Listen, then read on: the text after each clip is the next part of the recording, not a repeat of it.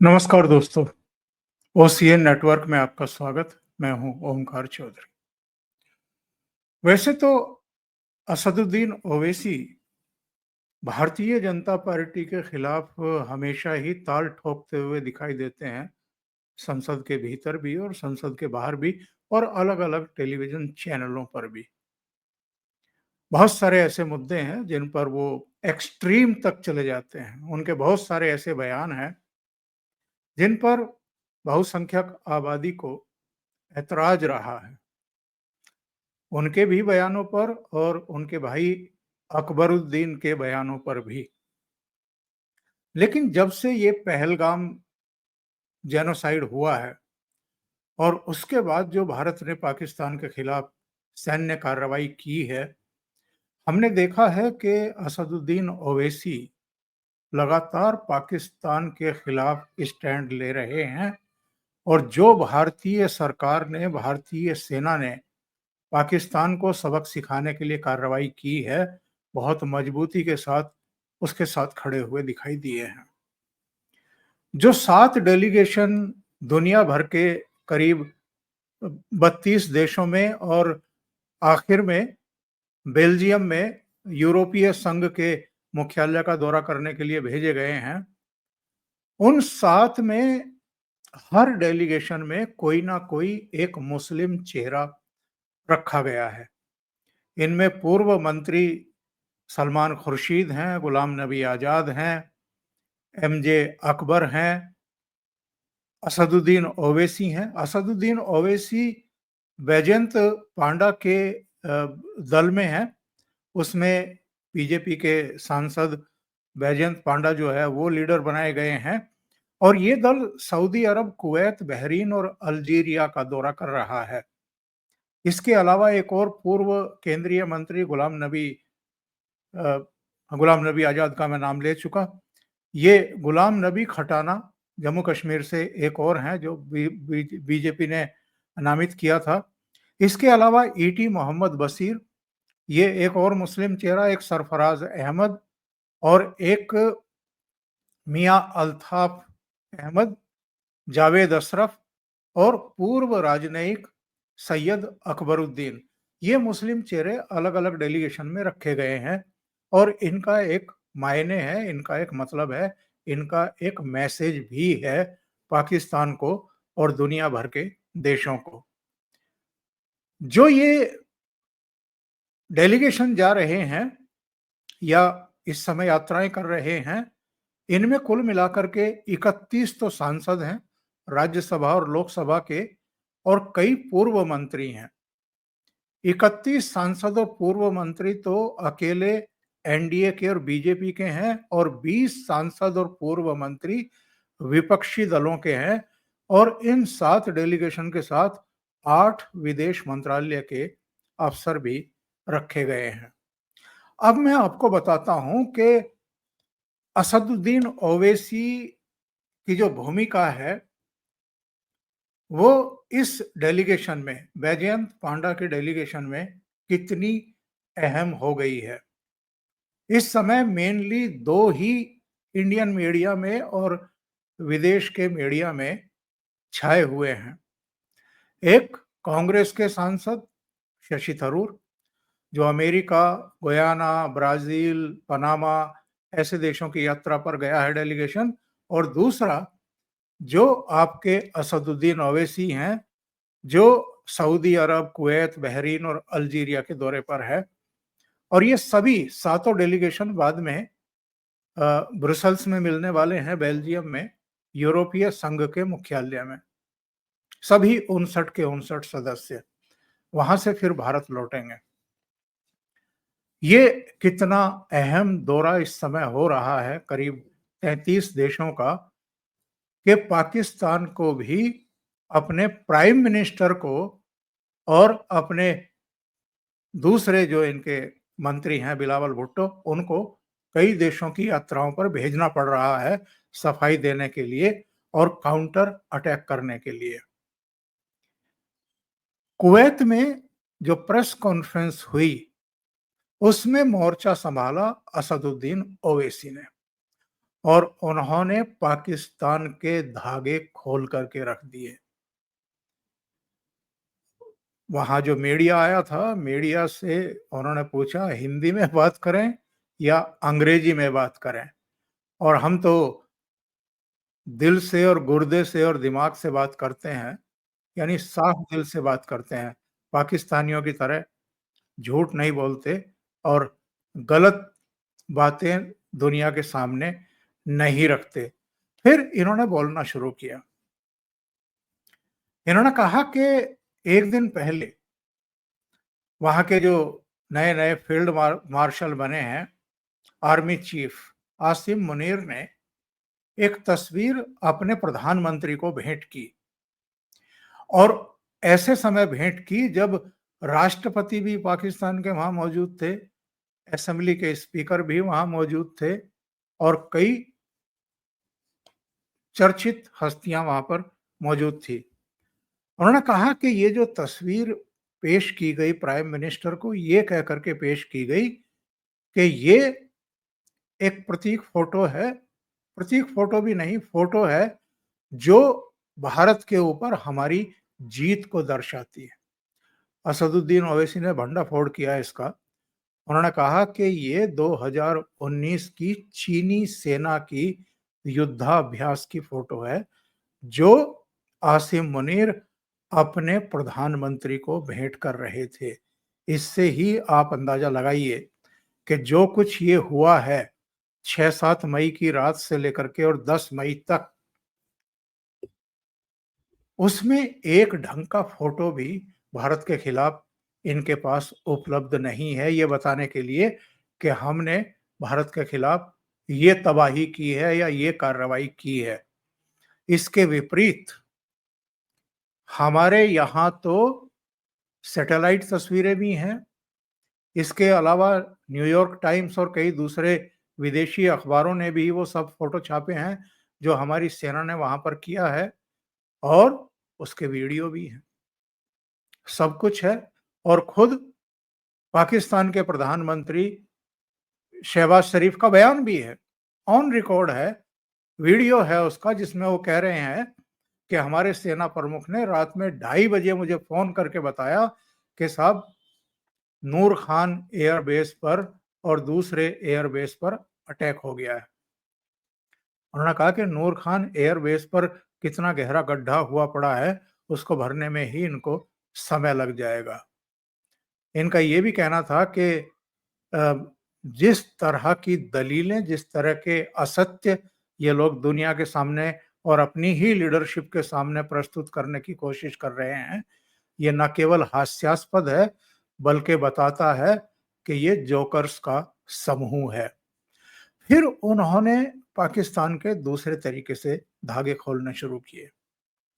इन्होंने कहा कि 22 अप्रैल पहलगाम में जो जेनोसाइड हुआ है, उसमें टीआरएफ का हाथ था और उसने जिम्मा भी ले लिया था। 2 बार उसने इस घटना के तुरंत बाद जिम्मा लिया, लेकिन बाद में खंडन कराया गया जानबूझ करके। ये खंडन क्यों कराया गया?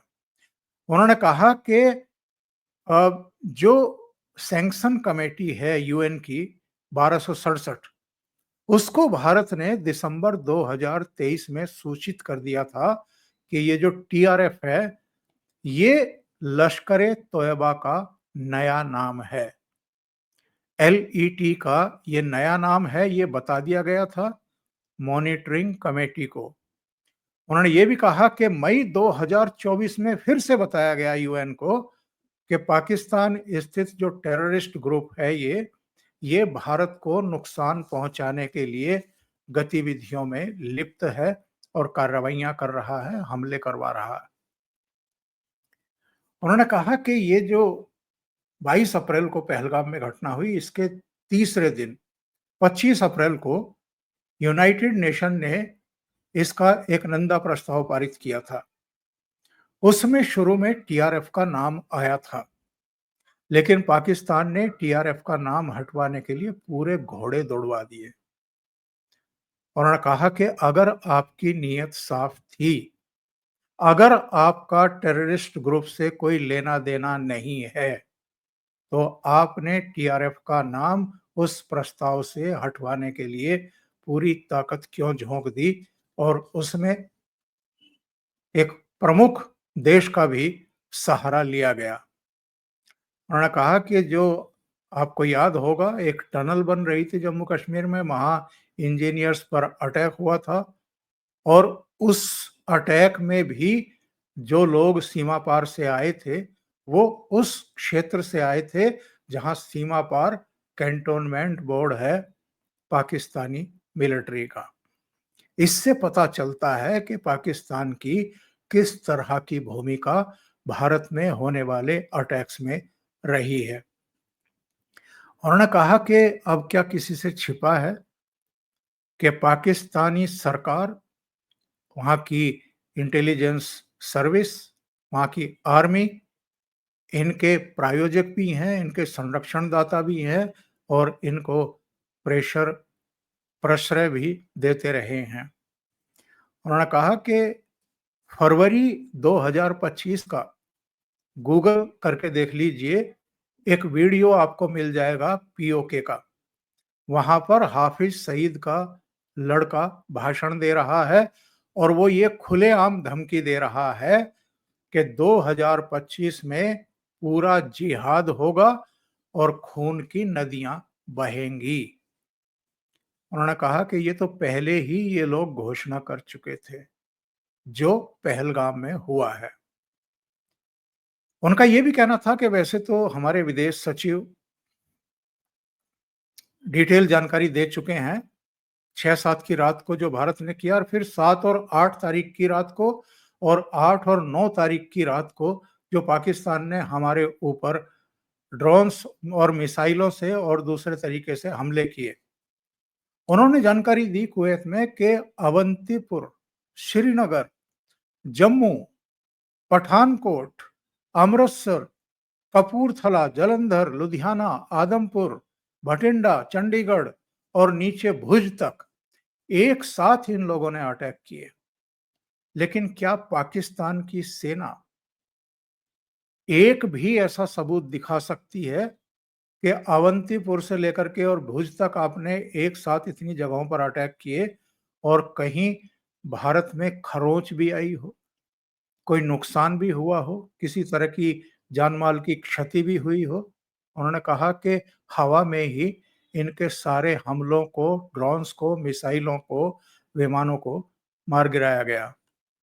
और उनका ये भी कहना था कि हमें अब कुछ बताने की ज़रूरत नहीं है, न्यूयॉर्क टाइम्स से लेकर के तमाम विदेशी अखबार, बीबीसी वगैरह सब अब बता रहे हैं कि पाकिस्तान में भारतीय सेना ने कितना बड़ा नुकसान पहुँचाया है। इनके 9 एयरबेस तबाह हो गए, 2 और एयरबेस पर भी अटैक किए गए और नूर खान बेस के बारे में तो खुद इनके प्रधानमंत्री ने ही जानकारी दी कि साहब वहाँ क्या हुआ है। असदुद्दीन ओवैसी ने पाकिस्तान के खिलाफ मोर्चा खोलते हुए ये भी कहा कि 2018 में ये एफएटीएफ की ग्रे सूची में डाला गया था ये देश और 2022 में ये बाहर आया था। वो बाहर कैसे आया था ये भी अब सब जानते हैं, अमेरिका के सहयोग से ये बाहर आया था। इन्होंने कहा कि इनकी जो मनी ट्रांजैक्शन की जो ट्रेल है, इसकी जांच कराए जाने की जरूरत है। और एक और गंभीर आरोप उन्होंने लगाया कि ये मनी लॉन्ड्रिंग के लिए, हवाला के लिए मिडिल ईस्ट का यूज करते रहे हैं और भारत के खिलाफ ये आतंकी संगठनों को वित्त पोषित करते रहे हैं, यूज करने के लिए उनको हवाला, मनी लॉन्ड्रिंग के जरिए वित्त पोषित करते रहे हैं और मिडिल ईस्ट का इसमें सहयोग लेते रहे हैं। इन्होंने कहा कि एक साजिद मीर थे, अभी भी हैं, जिनको बीच में पाकिस्तान ने कहा था कि उसकी तो मौत हो गई है, लेकिन फिर बाद में वो जिंदा हो गया, कहीं कनाडा या किसी दूसरे देश में पाया गया।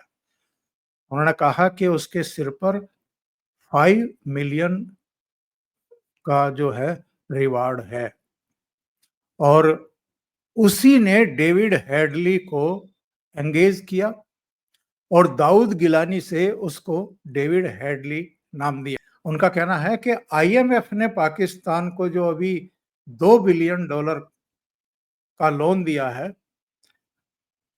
पाकिस्तानी सेना इसका उपयोग भारत के खिलाफ करने वाली है। वो चाहे आतंकवादियों को दे या दूसरे इनके जो तौर तरीके होते हैं उसमें ये करें।